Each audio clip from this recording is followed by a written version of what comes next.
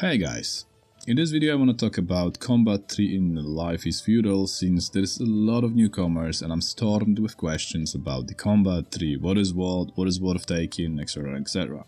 So I'll just go really briefly on it, and then if you guys want to know something in depth about this certain branch, just let me know and I will make a separate video.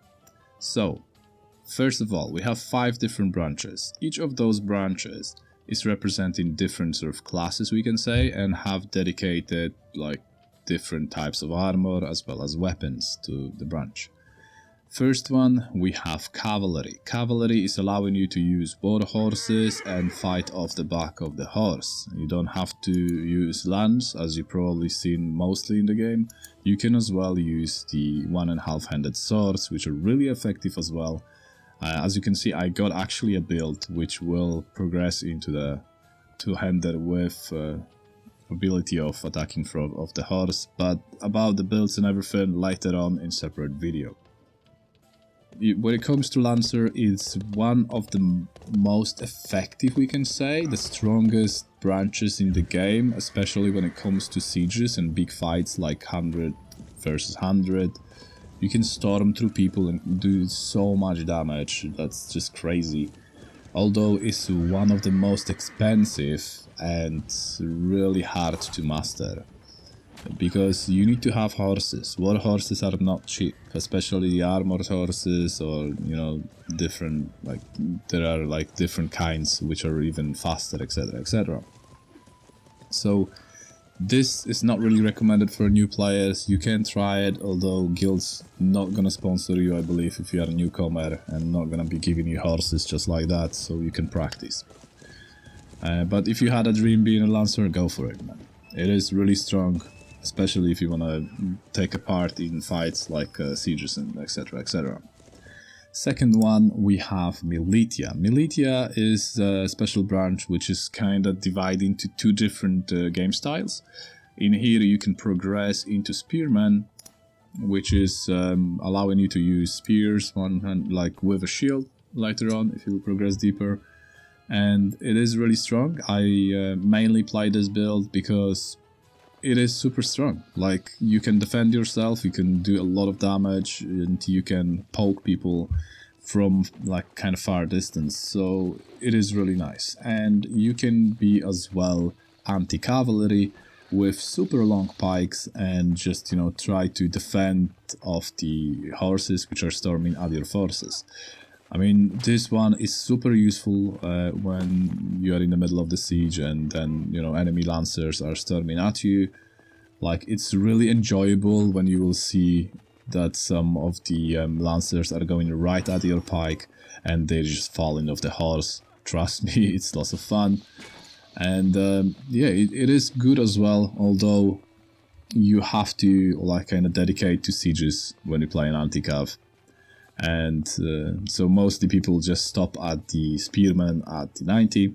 Next one we have Footmen, and that is branch which is progressing into Huskarl, and that's the most common branch. People play it. I think that like almost every single build have a bit of this branch in the build, just because this is allowing you to use one-handed weapons like axes, the same as one-handed swords, plus shields, and blunt, of course, objects like morning stars, etc. Depend how deeply you will go into the tree. This is like really effective for lancers. Some lancers are using shields on the back, even though it is slowing you down. Some people do that. Even archers are using that branch to have the one-handed weapons. Two-handers sometimes using it to have shield on the back as well. So there's this one.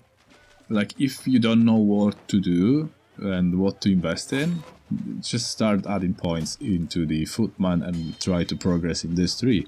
You're not gonna waste your points because you can mix it with almost everything. So yeah, the most common build, the most OP build, I would say, is actually from this tree as well. If you'll go Huskarl up to 60, you are able to use Tower Shield, and you can have 2 of those, one on the back, one in a hand. And then with some one-handed sword, you can just slash through enemies. In 1v1, it's really hard to destroy person using that build at the moment. As well as they have the scale armor, which is one of the most useful armors in the game, because it's protecting from piercing, and there is a lot of piercing damage in the game. So next one we have Thrower. Thrower is just the archer and the crossbower in progression. Of course you can throw things as well, which are really effective and strong. You will unlock the leather armor, which is really light, so you will move fast. You will unlock certain bows and crossbows, which are really powerful. It's hard to use in here, bows. I mean, you cannot flick like in FPS games for some reason, or drag shot, as some people like to call it this way. But you can get used to it over the time. Me as a, guys, Counter-Strike player and just FPS player in general, I was like really annoyed that I couldn't flick, but you can get used to it. And yeah, crossbows doing massive damage, really slow to reload, and you have to stop to reload, but do like really crazy damage. Really enjoyable to play them. It is really effective to play archer if you want to play PvE. If you want to play PvP, it is really effective only when you sieging someone or defending your base. So I think it's the safest way to go, because you can hunt near your base. If you play PvE, you can defend your base even if you're the PvE player, and you can as well go like siege someone, and you're gonna be really useful until wall's gonna be breached. Only archers and crossbowers kind of fight. So yeah, it is really useful, worth taking as well, and lots of fun, of course. The very last one is Assaulter. Assaulter is all about two-handed weapons, massive damage, and it's insane. Like, it's so fun to play. You can play with two-handed swords, axes, or maces, which are just breaking bones and causing different type of damage. But it is insanely fun to play. You are unlocking plate armor, which is, it depends on the person, but some people say like the plate armor is the best in the game, others say that scaled armor is the best. I don't know, both are for me fun. You can of course mix both together, so it is lots of fun. Like, I really like to play different builds, and most of my builds are mixed with the two-handers, because just two-handed weapons cause so much damage. It is so fun to actually attack someone with it and do that crazy amounts of damage to them. And as well with like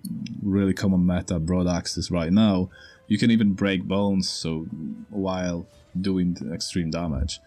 The very last part of the branch is Berserker, which is giving you different shouts, and you can rise your strength with a shout, as well as you can cure poisons and slows, or you can just charge to someone or call them cowards and just give a chance that they will trip over while they running. So it is really nice build.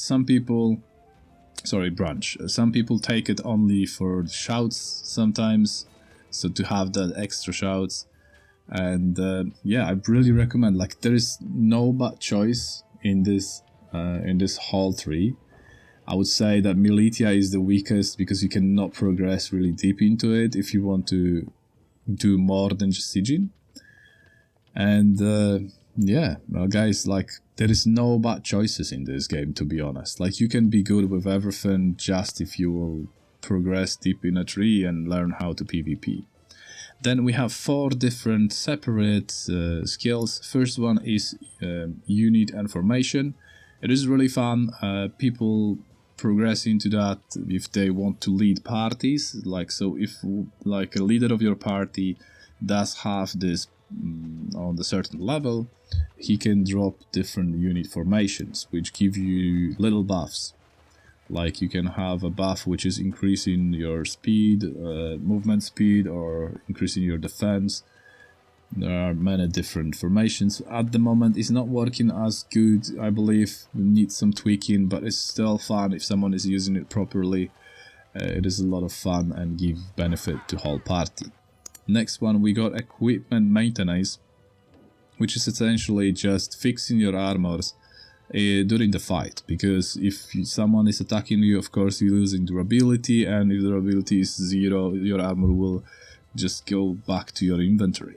So there is a way of fixing it differently with repair kits, although they are really heavy, so you cannot carry them while you are in a siege. So it's worth to have that one, so you can quickly maintain it. You will lose maximum durability of the item, so eventually item will be, you know, with like few durability, not worth to wear. Although, you know, it's a good thing if something like that will happen in the middle of the siege. It's worth having it. And the most important part of that skill is to have it on 90, so you can apply poisons to one-handed weapons. That is really, really strong. I have it on one of my archers, so I poison people with a poison which lowers the stamina and that kind of drains the stamina, so they cannot chase. If someone will get close to my archer, I just pull my weapon out and slash them, give them poison and run away. So I can carry on shooting at them from the distance. It is really strong, and some people will tell you that maybe it got nerfed, and it's not. No, it is really strong, and it's really worth progressing into it.